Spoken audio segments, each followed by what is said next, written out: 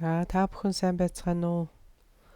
Хөрлгүүлсэн багш дээд амгалан Чакра Самбара тантрын номыг бидэнд зааж байгаа. За хичээлээ цааш үргэлжлүүлье. За энэ удаад эхлээд бид хэдэн асуултанд хариулна. Эхний асуулт энэ авшигын талаар асуусан байна. Яг энэ дадлагыг хийхийн тулд ямар тусгай авшиг зэргийг хүртсэн байвал зохилтой бай. Авшиг хүртээгүй хүмүүс яах вэ гэсэн асуулт байна.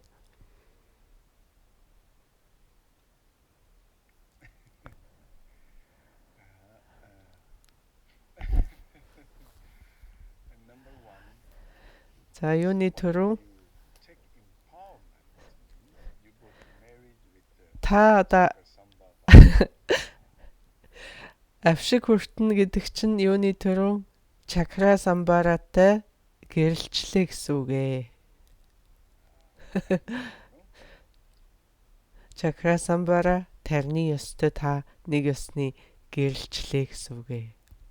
I think better before you married, better you be a boyfriend or girlfriend or Тэгэхээр гэрлэхээс өмнө хүмүүс ер нь нэг хэсэг жоохон найзалдаг да тий. Boyfriend, girlfriend болоод найзлаад нэг бие биенээ тааш тохирох нү гэд ингээд хэсэг харцандаг шүү дээ. За тэгэхээр ямар ч мэдхгүй танихгүй хүнтэй очиод гэрэлчж байгаатай л адилхан. Та одоо шууд мэдхгүй байж ич энэ авшиг ван хүртчих нь тийм танихгүй хүнтэй очиод гэрэлчж байгаатай адилхан юм аа. Энэ одоо яг энэ орчин цагт бол яг тийм болсон байгаа шүү дээ. Ерөөсөө л юугийн ч мэдэхгүй ямар нэгэн бурхны авшиг өгж гинэ очиод авчи. Очиод авчих нь тэгээд дараа нь авшиг авцсан юм чинь дадлагын өгнө. Тэгээд дадлагыг хийнэ. Одоо бол яг тийм л байдалтай байгаа шүү дээ. Тэгээ биднээс аль олдсон бурхныхаа дадлагыг хийгээл явчих. Тийм биз дээ. Тэгээд авшиг авцсны дараа танд таалагдахгүй бол та яах? Би боллоо гэх юм уу? Тийм арга байхгүй шүү. Энд чинь энэ нэг хүнтэй гэрэлчээд таалагдахгүй салдагтай адил зүйл биш шүү дээ. Нэг ёсондоо суухад амархан салахад хэцүү л гэсэн үг. Эрт цагт бол яадаг байсан гэхээр иймэрхүү номыг тодорхой одоо мэрэгчсэн тийм мастер багш нар, очирт багш зэрэг нь тодорхой нэгэн шавьд. Энэ чи яг нийтэд зориулсан сургаал бол биш байхгүй юу? Тодорхой нэгэн шавьд яг одоо үндэс боловсрсон шавь гэж ярьдаг. Яг одоо сэтгэл нь бэлтгэгдсэн, яг энэ чиглэлээр яг ингээд явхад одоо цаашдаа маш их амжилт олж болохоор тийм хүмүүсийг таниж тэр хүмүүс нь ч гэсэн заяа тавилангаараа энэ сургаалтай учирч ингэж дадуулдаг байсан. Хуучин цагт бол. Одоо орчин үед бүх юм ингээд маш өөр болчихсон учраас энэ бас яг ийм нууц тарны ёс орчин үетэй нэг их сайн авцалдахгүй байгаа. Гэтэл эрт цагт чинь яг барилгатай шав багш яг ингэж уучраал за тэгэл учирсан даруйда энэ үнэхээр энэ номыг одоо хүртэх хүн мөн бол авшгийг нь даруй өгөөд л тэгэл одоо бяцлаглыг нь хийлгүүлээл одоо ингээд л явдаг байсан баг. Тэгэхдээ тантрын ёсыг ерөөсөө зааж байгаа багш угаасаа тэр багшаасаа шалтгаалаад багш болгон одоо өөр өөрийн байдлаар заадаг. Миний хувьд бол би авшиг дамжлаггүйгээр зүгээр эхлээд заагаад өчтдөг. Тэгээд дараа нь хэрвээ танд энэ таалагдах юм бол та ёстой яваад тэр авшиг дамжлагаа хүртээд тэгээд дадлагыг хийгээрэй гэж би илүү одоо гүнзгийрүүлэн судлаарай гэж би зөвлөдөг. Тэгээ яг энэ дадлагыг та бүхэн хийгээд үз. Тэгээд танд үнэхээр таалагдаа. Танд таалагдахтай гол нь биш шүү дээ. Энэ яг та энэ дадлагтайгаа үнэн холбогдож чадчихэв үү? Таны гүнлүү яг ингэж сэтгэл рүү чинь нэвтэрч чадчихэв үү гэдг нь илэрхий болоод ирэхийн цагт та угаасаа энд ингээд барилдлага тогтчих юм бол энэ сургаалтай дахиад учрна. Тэгээд танд илүү гүнзгийрүүл цаашаага одоо улам замаа үргэлжлүүлэх тийм болцоо гарч ирнэ.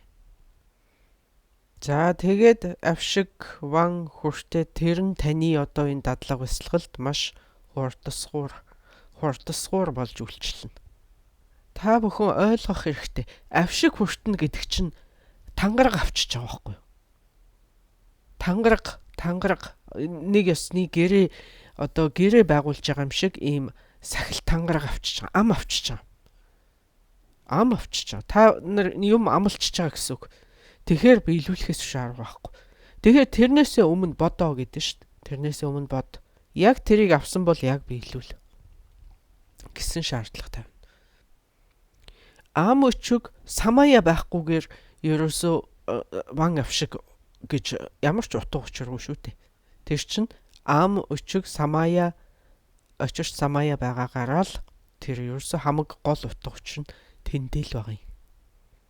Тэгэхээр одоо зарим миний хэлэх гээд байгаа юм бол зарим багш нар бол ерөөсөө энэ авшиг вангийн хүртээгүй хүнд энэ хичээлийг заахгүй. Авшигаа эхлээд өгчий тэгжиж л цаана. Гэдэг бол би болохоор та бүхэнд эхлээд оролдоод үзье. Таалагдвал цаашаа яваа гэсэн ийм болцол тавьж байгаа байхгүй. Энд чинь одоо хүний аль зүгээс нь ойртох уу, ямар аргаар ойртох уу гэсэн л ийм нэг багшийн өөр арга байдгаа гэж ярьж штэ. Учрыг ойлгоод яг дадуулаад үз.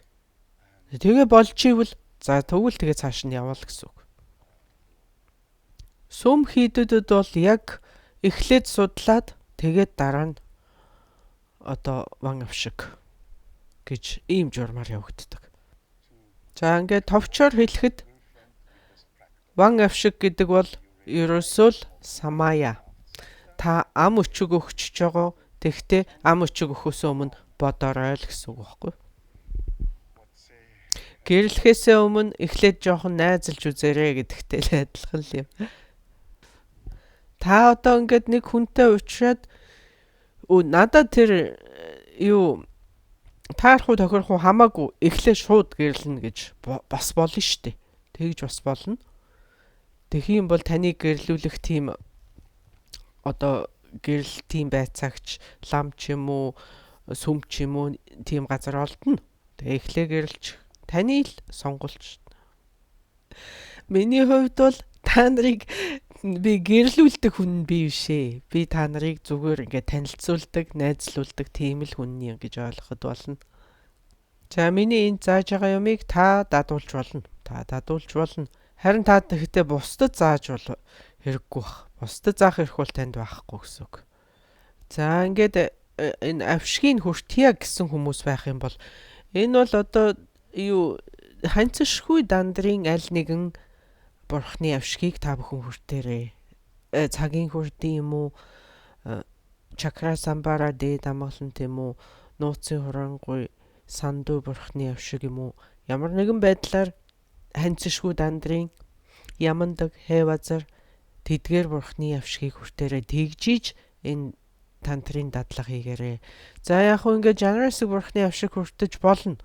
Тэгтээ жанрасыг бурхан чи яг ханцшгүй дандрын ёсных биш юм аа. Ямар багшаас авах нь хамаагүй одоо дээд очирт багш нараас дээд дандрын ёсны авшгуудыг аваарай. Тэгжиж энэ дадлагыг хийж болно. За би одоо төмөгийн авшиг би одоо л өгч эхэлж байгаа. Тэгтээ би авшгаа бол би харин хизээч онлайнаар өгөхгүй. Биеэр л өгнө.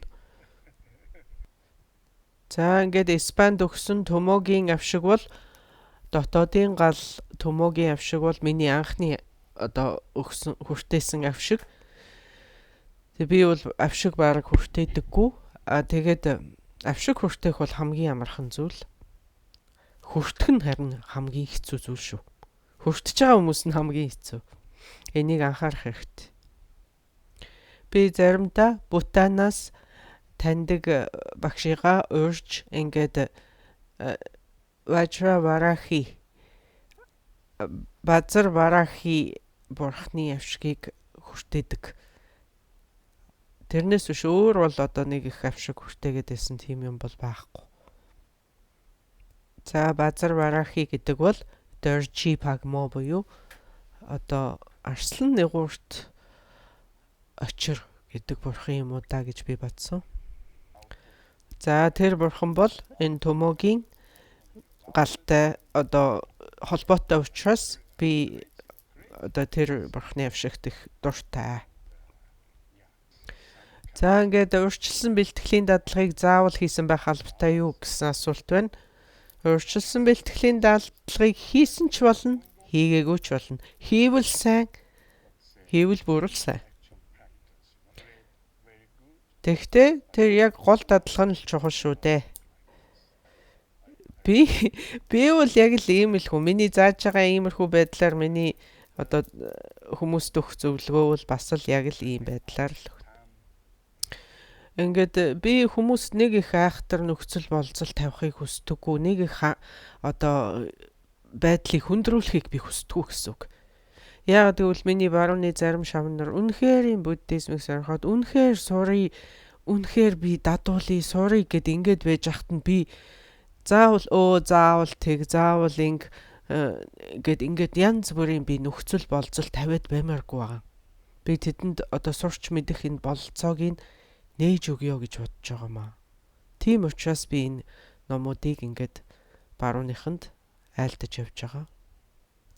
За чи тэрийг тэдэн удаа тэдэн удаа мөрөг тэг гэд ингээд болцол бидэнд одоо асуудал тэргүй хангалттай байхад заавал илүү амьдралыг хүндрүүлээд яах вэ гэсэн үзлийг би баримталдаг. Бидний амьдрал гэдэг чинь хичнээн богинохон билээ. Тэ биднээс хичнээн завгүй хүмүүс үлээ. Тэгэхээр аль талаа бодолцоод л ингэж байгаа юм л да. Тийм учраас бидэнд аль болох хурдан, аль болох яг гол зүйлдээ ингээд шулуухан орхол хэрэгтэй байна. Бидэнд тэр болгоныг ингээд бүх нөхцлүүдийг бүрдүүлэх тийм хангалттай цаг алга байна шүү дээ.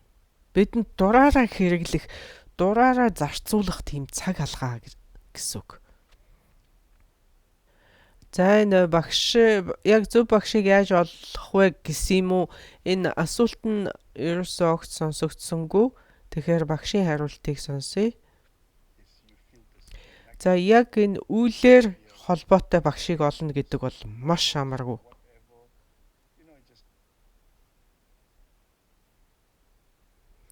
За энэ бол ерөөсөө хариулахад маш амаргүй асуулт юм.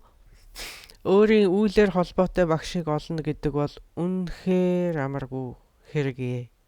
За ингээд ёстой заримдаа үнэхэрийн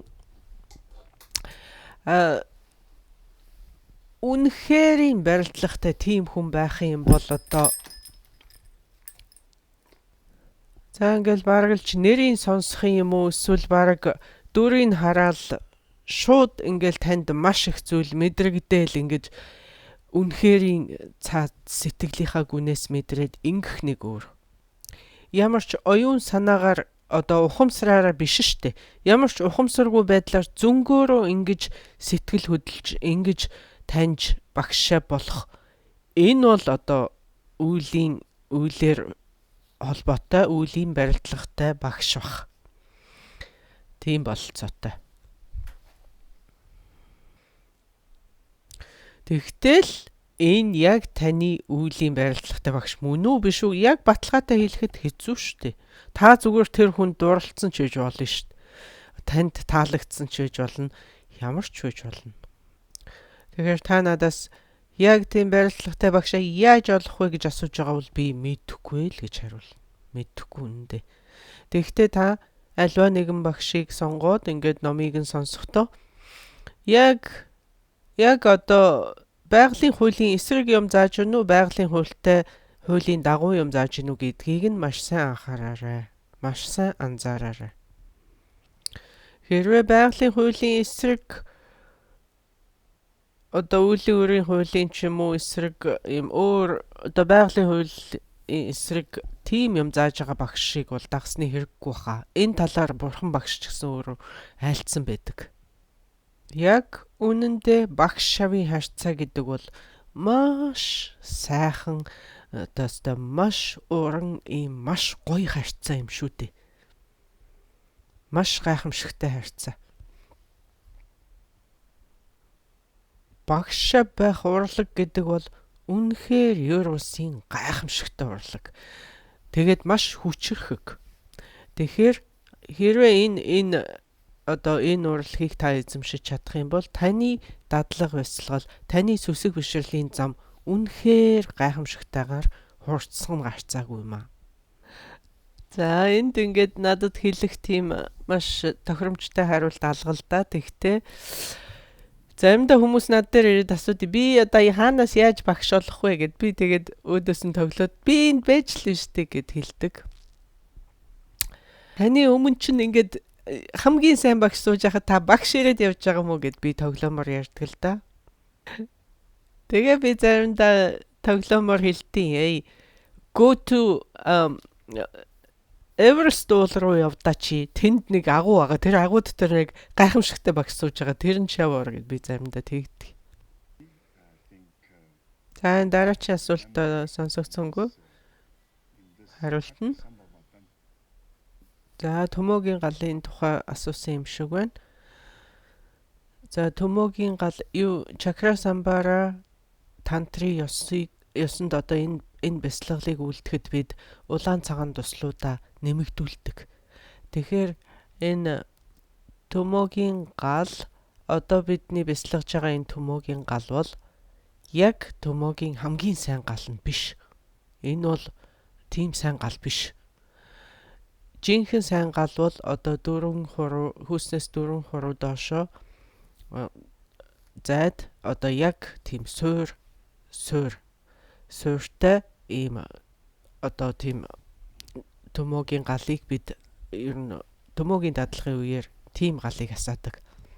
За тэгээд энэ галны мөн чанар бол дээшээ, усны мөн чанар бол доошоо. Тэгэхээр гал бол яалтчгүй дээшээ гол судлаар дээшээ өгсөн. За духны хүртнээс энэ усны мөн чанар бол урсах чанартай учраас цагаан тусал бол доошоо ингэж таашаал бол доошоо чиглэлтэй. За ингээд доошоо чиглэсэн галыг бид нүс ширүүн гал гэж нэрлэдэг. Дээшээ явж байгаа галыг бид тайван гал гэж нэрлэдэг. За тэгэхээр энэ төмөөгийн гал дээшээ ингээ гол судлаар өслөө гэд ингэж одоо бясалгахдаа бид тэр гол яг галынхаа голомтыг нь бид алдахгүй байх хэрэгтэй. Галных нь голомт нь тэндээ байж ич дараа нь бид ингээд ямар ч галыг ингэж биеэрээ түгээж ингэж судлаараа дээш доош явуулж ингэж бясалгасан байсан тэр галныхаа голомтыг алдахгүй байх хэрэгтэй. За дараагийн асуулт. Лужоны 21 дасгал байдаг. Лужоны 21 дасгалыг хийх нь бас энэ төмөөгийн галд маш чухал одоо тустай байдаг гэдгийг нэмж хэлье. За энэ дадлагын үеэр ингээд сандрах явдал гараад ах юм аа гэсэн асуулт байна. За тарны ёсонд ингээд бидэнд тэнцвэр гэж ярьдаг. Тэнцвэр баланс бариулах хэрэгтэй гэсэн үг. Гадаад баланс, дотоод баланс, нууц баланс гэж бас байгаа. Тэнцвэр, нууц тэнцвэр, гадаад тэнцвэр, дотоод тэнцвэр гэж байгаа. Гадаад тэнцвэр нь 5 махбодын тэнцвэр. Нууц тэнцвэр нь дотоод тэнцвэр гэдэг нь идэвхтэй сэтгэл, итвэхгүй сэтгэл хоёрын тэнцвэрийг хэлж байгаа. За нууц тэнцвэр гэдэг нь бидний бясалгалтай холбоотой гарч ирнэ. За ингээд бидний бясалгалтай холбоотой гэдэг нь юу гэсэн үг юм бэ гэвэл бид ингээд бясалгалынхаа үеэр хитрхи хоосон гэ хоосон дээр хитрхи анхаарал байх юм бол тэнцвэр алдагддаг байна. Тэгвэл бас хитрхи нэг юмнаас зуураад ах юм бол тэнцвэр алдагддаг байна. Бясалгалын үеэр штэ үзэгдэл ямар нэгэн үзэгдэл үзээд тэрнээсээ зуурчих жишээтэй тий. Тэрнээсээ зуураа тавихгүй тэрнтэйгэл ингээд зууралтаад байх юм бол одоо энэ тэнцвэр алдагддаг байна. Эсвэл бясалгал дотроо юу ч болохгүй хоосон байгаад ахна дахиад нэг тэнцвэр алдагдж байгаа явдал байдаг байна. За ингээд энэ төмөгийн галыг бяцлагахаар сандраад ахын гэсэн асуулт байсан болоо да. Ингээд ерөнхийдөө бол ийм танд ийм сандарч ингэх одоо сандарч одоо тэнцвэр алдах ийм байдал бол гарч болно. Энэ бол одоо тийм буруу зүйл бол биш. Та ингээд галыг бяцлагж байхдаа та тэрэнд нэг юмнаас зуураад авчиж байгаа л гэсэн үг. Зуураад авчиж байгаа учраас та сандарч штэ. За ингээд эсвэл ямар нэг юмнаас зуурч байгаа биш. Та одоо тэр нэг дөлний үзүүрт хуусан агаартай нийлж байгаа тэр үзүүрт төвлөрч штэ. Тэгэхээр чин хуусан агаар гэхээр юу ч барьж зуурах юм юу ч байхгүй гэхээр бас хүнд сандрах явдал гардаг. Бид энэ бүх хязгаараас давж гарч байгаа гарах тийм бяцлал хийж байгааг та бүхэн анзаарч байгаа үсттэй. За ингээд иймэрхүү одоо айж бачимдах зүйл гарч ирэх нь бол жирийн үзэгдэл гэж би хэлнэ. Энэ бол айж сандраад ах юм байхгүй. Тэгвэл за энэс яаж гарах юм бэ гэвэл одоо ёстой энэрл нэгүслийг бяцлага. Хамаг амьтныг бодсон энэрл нэгүслийг л бяцлага. Тэрнээс илүү зүйл гэж байхгүй. За тэгээд мөн тэр бэрхшээлээс гарахын тулд багш маструудаа залбирчулна, мөргөж болно. За тэгээд одоо үеийн өөр зэргийг бол бяцлагаж болно. За тэгэх нь бол одоо таныг тайвшруулахад тустай. Дараачийн асуулт өчигдөр бяцлал хийж агаад миний толгой их өвдсөн одоо яах хэрэгтэй вэ гэсэн асуулт байх шиг байна.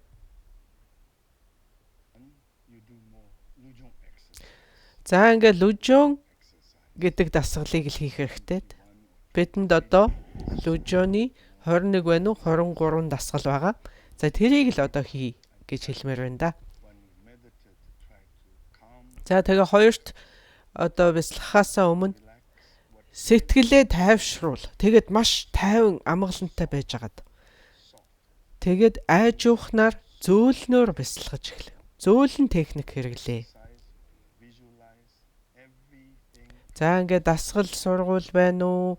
Одоо дасгал хийн үү, бяцалгал хийн үү? Аль алийг нь маш зөөлхөн хий. Зөөлхөн.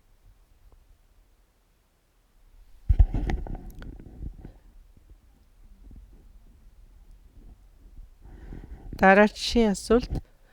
За нүдэ хагас санах амаргүй байна.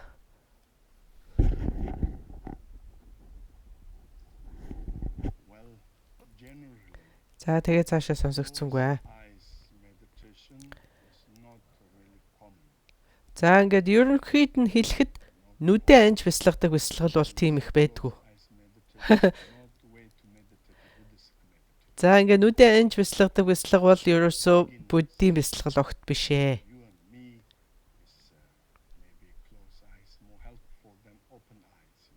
За ингээд одоо үнэхээр эхлэн сурж байгаа та бидэн шиг хүмүүст бол одоо нүдэ аних нь сатаарахгүй арай дээр байх бах л та. Тэгэхдээ ихэнх бяцлал голдуу нүд хараастай бяцлал хийдэг. За нүдэ хараастай бяцлах 3 янз байдаг. 3 арга байдаг. Одоо заримдаа дээшээ хардаг. Зогчингийнх.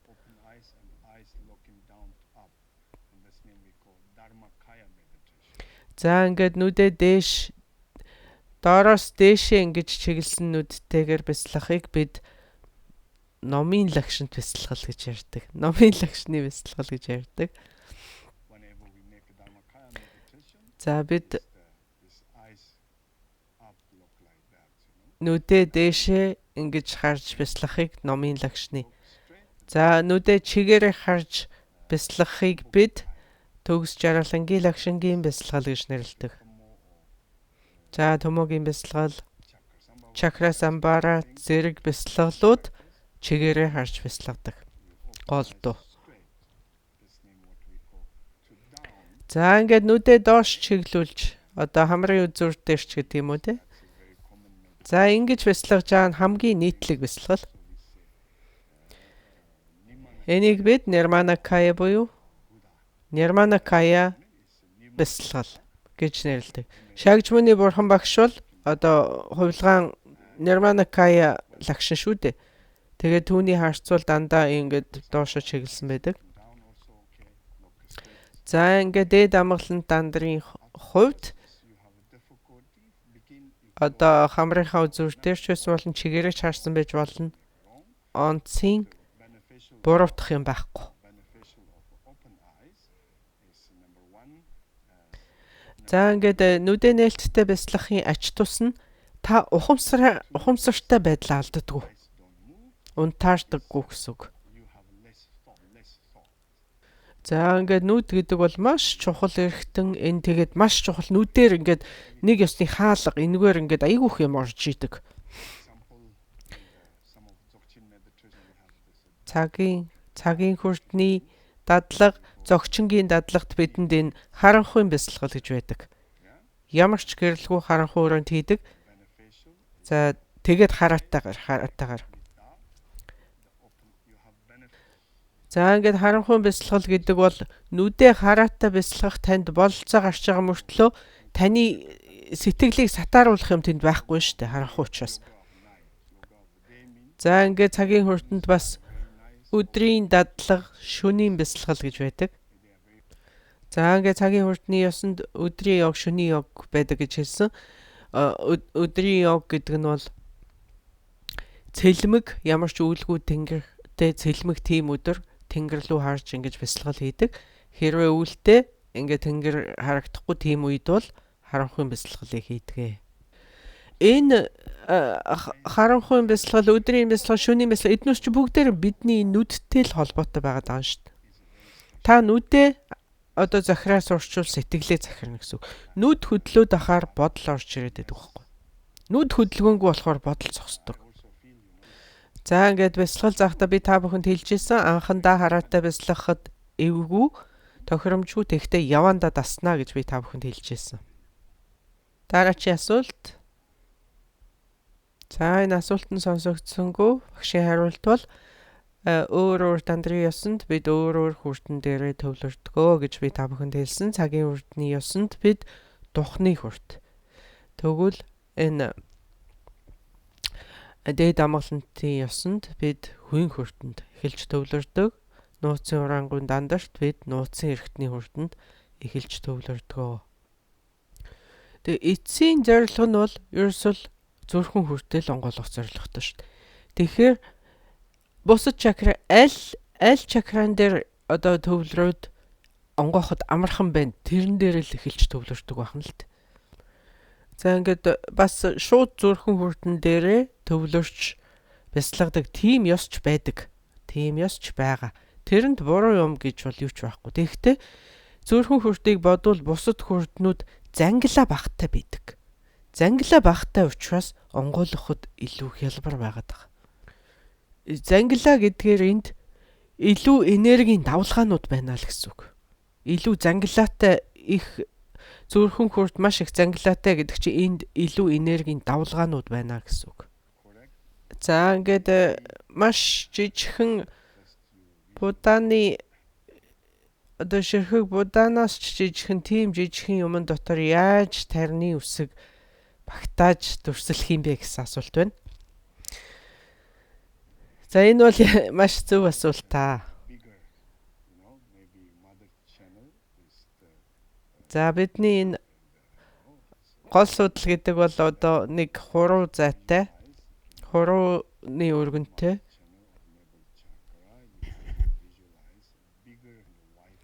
За тэгэхээр гол судлаа түүнээс арай томор дүрслээд за тэгээд тэр будааны ширхэг тэр жижигхэн туслыг ч гэсэн арай томор дүрслээд тэгж жагаад тэр тарнаа эхлээд багтаачих. За тэгээд дараа нь айжуухнаар тэднүүсээ багсахсаар байгаад ийм жижигхэн болгож багсгаж болно. Таны тэр төвлөрөлт энэ маш чухал. Яг тийм маш жижигхэн тэгээд яг тэр төвлөрлийн цэг маш чухал. Төвлөрлийн байрлал чухлаас гадна тэр хэмжээ жижиг байх тусмаа их чухал. Тэгж байж л бидний бүдүүн энерги аль болох илүү хурдан уусах гэдэг. Гол судланд. За энэ дараагийн асуулт цагийн хүртний тухай асуулт байна. За цагийн хүртэн бол Yes, mother. эцэг дандар биш, их дандар юм аа. Hevajra is a mother tantra. Хэвазар бол бас их дандар. Chakra is mother tantra. За чакра самбара ч гэсэн Course их дандар. you За ингээ та цагийн хүртэн дүүнхуртай илүү холбоотой мэт байвал тэр бол ямар ч асуудал байхгүй аа гэсэн хариулт байна. focus in your body. За энэ таашаалын тухай асуулт байна. Таашаал хэрхэн мэдрэгддэг юм бэ гэсэн болов сайн мэдэхгүй байна. Сонсогдоогүй. Тэгэхээр за энэ бол хариулахад маш амаргүй маа. За та одоо энэ миний аманд юм хийчээд энэ ямар амттай байна гэхээр би одоо хариулж чадахгүй байгаатай л адилхан энэ гоё л юм. Тэгтээ хариулж чадахгүй байна шүү дээ. Одоо энэ чихэрлэг гэх юм уу ямар гэх юм. Тэгэхээр ер нь ийм хүйтэн байдал бол ерөөсөө тааламжтай гэж хүнд ерөөсөө санагддаггүй. Голдуул дулаан халуун бүлээн тийм байдал маш тааламжтай байдаг шүү дээ. За тэгэхээр энэ халуун тийм шатаамаар халуун биш. Тэр халуун чинь ингээд бүлээн болно. Бүлээн чинь бүр нэг одоо бүр нэг үл ялэг илчтэй тийм болно. Бүр зөөлхөн, бүр хамгийн зөөлхөн бүлээн дээр тэр хамгийн зөөлхөн бүлээн чинь таашаал гэж одоо таашаалтай баг нэгэн зүйл гэсэн үг. Салгашгүй. За ингээд одоо хувцаар бол ингээд маш зөөлхөн ийм торго байдаг штэ. Маш ийм зөөлхөн тэр нэг хатуу торгонууд биш ийм маш зөөлхөн ийм намилдсан торгонууд байдаг штэ. За тэрүүн шиг л гэсэн үг. Тэгээд хийм гэхийн аргагүй нэг ийм зөөлхөн нэг ийм илгэн айгүй гоё ийм сэлк байдаг штэ. Торго. Тэр торгыг жишээлбэл та одоо ингээд нөмөрхөд л одоо дулаахан тэгсэн мөртлөө зөөлхөн маш зөөлхөн хөнгөн тийм байдгаа да нэг тийм гоё мэдрэмж байдаг да. За яг л тэрнтэй л зөөрлж болох юм байна да. Энэ зөвхөн одоо бүлээн халуун бүлээн төдийгүй сайхан хэд байх нь шүү дээ. За ингээд өөр нэг жишээ бол амандаа шоколад хийх. За тэрийг мөн таашаалтай зөөрлж болно. Эсвэл маш сайхан секс хийх. Бүр нэг маш сайхан секс хийх. За тэгээд эцэст нь ер нь альва нэгэн сайхан зүйлийг мэдрэх альва нэгэн сайхан мэдрэмж төрөх зэрэг чинь таашаал юм шүү дээ.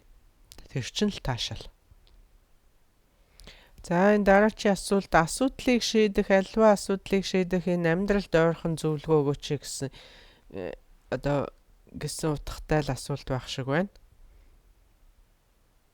За ингээд гадаад дотоод янз янзын хямрал байдаг. Хямрал гэдэг бол ерөөсөө өөрчлөлт юм. Ямар нэг зүйл өөрчлөгдөж гинэ л гэсэн үг. Тэгэхээр өөрчлөгдөнө гэдэг л та нэг зүйлээ алднаа, эсвэл нэг зүйл олноо л нэг юмны л нэг зоосны хоёр тал гэдэг шиг. Ийм хоёр талтай зүйл байхгүй. Хямрал танаас ямар нэг зүйлийг булааж авч болно. Тэхийн зэрэгцээгээр хямрал танд бас өөр нэгэн зүйлийг өгч ийдгөө гэсэн үг. Тэгэхээр энэ ерөнхий нийт хүмүүс тохиолж байгаа ерөнхий хямрал байна уу, хувь хүн тохиолж байгаа хямрал байна уу ялгаагүй. Тэнд одоо ашигтай тал гэж байх л болох нь шүү дээ. Тэрийг олж таниад тэгээд тэрийг нь одоо ашиглах хэрэгтэй. Зөөр энэ өөрчлөлтөөс болоод юугаа алдж байгаагаа бити бод. Эндээс юу олж авах вэ гэдгийг л бод. Та юу алдж байгаа лугаа биш. Тэр чи алдагдаад оронд нь юу онгойж ин тэр онгойж байгаагаар нь харах ёстой. За тэгэхээр альва нэгэн хямрал өөрчлөлт зэрэг нь магадгүй таныг дараачийн шатанд гарах тэр одоо үүдийг онгойлгож өгч ич болох юм аа. За энэ чинь л одоо тэгэл одоо зүй ёс гэдэг чинь л энэ шүү дээ. Мөнх ус гэдэг чинь л энэ шүү дээ. Ингээл давлгаа ирнэ буцна үргэлж өөрчлөгдөнө гэдэг чинь л энэ юм аа. Энд өөрчлөлт болох юм жамтай юм жамаараа л болж байгаа. Энэ хинч ингээгүй энэ өөрчлөлт бол эргэлт буцалтгүй. Одоо энэ зайлсхийх аргагүй юм өөрчлөлт шүү дээ. Жишээлбэл үхэл байна. Үхэл гэдэг чинь ёстой байглаас заяасан нэгүсэл штэ. Үхэл гэдэг нэг ёсоор бидэнд үзүүлж байгаа нэгүсэл нэг талаар. Үхэл гэдэг чинь одоо байглаас заяасан өвчин намдах юм штэ. Нэг талаар. За үхлээр би юу алдж байгаагаа би бодохыг хүсэхгүй байна. Үхлээр би юу олж авч чадах вэ? Тэрийг л бодоод байгаа байхгүй.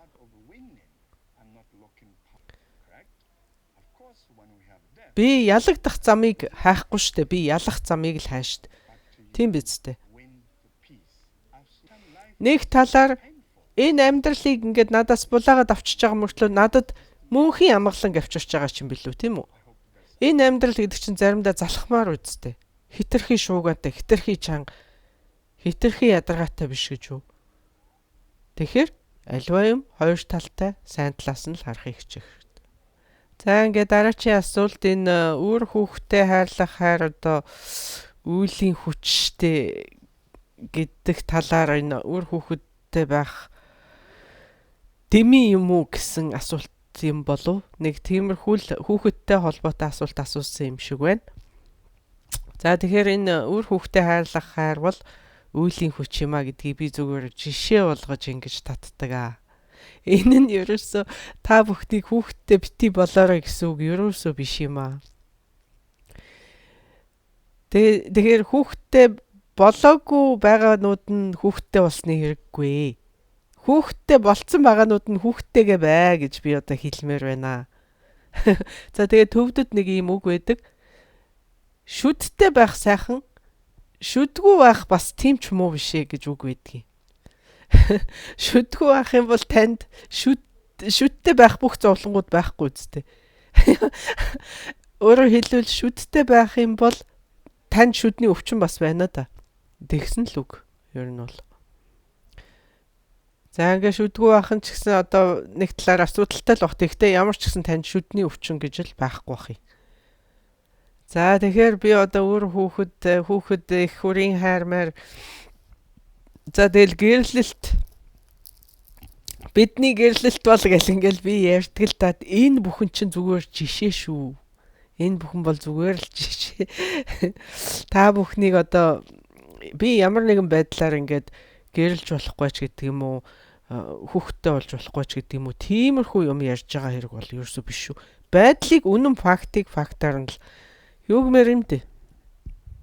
Жишээ л болгож татж байгаа юм да гэхэд болох юм. Хүүхэдтэй байх сайхан байлгүй яах вэ? Тэгтээ хүүхэдгүй байх бүр сайхан штэ. Бүр маш сайхан штэ. За тэгэхээр та өөрөө л юу дуртайгаа сонго. За энэ мэдсэн сурснаа хүмүүст зааж өгч болохгүй гэсэн талаар асууж ах шиг байна. За тэгэхээр ер нь бол тайвны ёсонд за энэ дамжиж ирсэн багш нар, дамжлагын багш нар зэрэг одоо тэр уламжлал ёс тэдгэрийг хүндлэх үүднээс за ингээд дамжлагын багш нар энэ уламжлал ёсыг хүндэтгэх үүднээс энэ сургаалыг бол нэг их хүмүүстэй одоо хуваалцаад байх шаардлагагүй баха гэж хэлмээр байна. Яагаад гэвэл одоогоор танд тийм их одоо дадлага туршлага байхгүй нэгдүгээрт та энэ талаар сайн мэдэхгүй. Тийм учраас ер нь бол хинтээ энэ одоо мэдлэгийг хуваалцах вэ гэдэг тал дээр нэлээд бодолтой байсан зүгээр хаа. Энэ гайхамшигтай номыг дамжуулж ирсэн тэдгээр хүмүүс зэргийг хүндэтгэх үүднээс ер нь бол нэг онцгийн сайн мэдэхгүй юм а бусдад заагаад хэрэггүй гэсэн үг. За тэгээд ингээд урт удаан хугацаагаар дадлага бяцлал хийсний дараа бол нэг өөр хэрэг. За тэгээд ер нь бол энэ тентхийн одоо эртний мэрэгэн ухааны онолууд зэргийг бол одоо бид бие биентэйгээ хуваалцаж болно. Тийм байдлаар бол тийм маягаар бид хуваалцаж болно. Тэрнээс биш бүхэл бүтэн энэ сургаалыг бүхэл бүтэн одоо бүр дадлага бясалгал бүх юмтай нь ингэж одоо ширэлсний хэрэггүй гэсэн үг. За тэгээд урт удаан тодорхой дадлага бясалгалыг нь гүйцээгээд тэгээд тодорхой үр дүнд хүрээд илүүтэй сайн судлаад за тэгээд болж өгвөл одоо багшаас эрхийг аваад тэгжиж бусдад заавал их зүгээрээ. Эрхийг авна гэдэг чинь танд нэг багш та энийг зааж болно гэсэн зөвшөөрлийг өгнө гэсэн үг байна шүү дээ. Тэгжиж заавал зохистой. За энэ дараагийн асуулт өвдөлтийн тухай асуулт юм шиг байна. За өвдөлтийг бол би ер нь одоо бие л өвдөлтийг мэдэрдэг, сэтгэлээр бол зовлонг мэдэрдэг гэж ярьдаг. За тэгэхээр өвчнийг бол бид одоо мэдрэхүйн хүрээнд өвчнийг мэдэрдэг. Зовлонг бол бид сэтгэхүйн хүрээнд мэдэрдэг. За тэгтээ энэ одоо өвдөлт гэдэг үгийг ёстой гэл ингээл юм болгонд хэрэглэж болно л доо. Гэхдээ яг үндсэндээ хамгийн том өвчин, хамгийн том зовлон бол ер нь энэ бие сэтгэл хоёрын хоорондын холбоо юм байгаа шүү дээ. Бие сэтгэл хоёрын энэ холбоо бол үеийн холбоо буюу хүчээр холбогдсон байхгүй юу? Хүчин давтаж холбогдсон.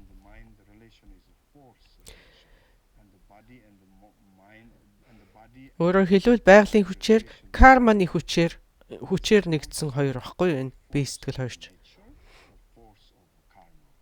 Тэгэхээр энэ хоёр салах үед бие сэтгэл хоёр салахыг бид үхэл гэж нэрлэдэг. За энэ бие сэтгэл хоёр салж байгааг л бидний хувьд одоо хамгийн том амьдралаа алдаж байгаа нь тэр үстэй амиа алдаж байгаа нь. Тэгэхээр таны бие сэтгэл хоёрын холбоо илүү найрсаг байх тусмаа танд зовлон багтаа, өвчин багтаа л байх юм гэж ойлгох хэрэгтэй. За энэ гол судал яг хаана байдгийм бэ? Нуруу нурууны талд байдгийм үү? Биеийн голоор байдгийм үү? Яг хаана байдгийм гэсэн асуулт байна. За гол судал гэдэг бол бидний биеийн голоор гүйж байгаа одоо артери судас гэж байдаг штэ. Яг л тэр юм нэг ясандаа. За ингээд артери судас голдоо нэг том судас тэгээд ийм олон жижиг хаа сайгүй артери судас байгаа штэ. Тэгвэл тэр одоо энэ тантрын хэлэнд энийг артерийн судас гэж ярьдгүй л байна л да. За тэгэхээр артерийн судлалын дагуу нурууны талд байгаа гэж ойлгож болно. Тэгвэл бидний энэ дүрсэлж байгаа шиг шулуухан бол биш. Артер ч гэсэн ер нь шулуухан биш шүү дээ. За тэгээд нэг өдөр ингээ бидний бүх биеийн энерги бүгд идэвхгүй болоод ингээ зогсчих юм бол бидний бүх бие тэр чигээрээ гол судал болоод хувирчих нь ч бий. Тийм тохиолдол бас бий. Тэрнээс биш яг одоогийн байгаа гол асуудал бол биеийн голоор ингээд бидний дүрсэлттэй адилхан тийм шулуун биш. Тийм ямар шулуун юм байхгүй тийм судал байна. За ингээд бас юмсын хоосон мөн чанарыг бид их судал, гол судал гэж ярьдаг. Ийм тохиолдолд бүх оршихуй, бүх окторгүй тэр чигээрээ гол судал болж байна. Тэр гол судал гэдэг үг өөрөө ийм маш хуримтгай одоо маш олон янзаар байж болох ийм үг юм аа. Их судал гэдэг бол яг л элевчин шиг. Ингээл нэр нь өөрчлөгдөөл, байдал нь өөрчлөгдөөл ингээл байдаг одоо элевчин л гэсэн үгтэй нэг ясны. За энэ асуулт асуусан хүний хувьд яг одоо байж байгаа энэ гол судал маань хаана вэ гэж асуусан. Биеийн голоор гэдэг нь баруун ташаач биш зүүн тишээч биш голоор гэсэн үг. За тэгээд энэ урд уу хойно уу гэвэл илүү нуруун талтаа гэж би хэлнэ. Well, go to now 15 minutes. За ингээд үгээр асуулт хариулт төгслөө. За бид энэ хүрээд өнөөдрийнхөө хичээлийг гадаалъя. Дараагийн хичээл дээр дахин уулзлаа баяр таа.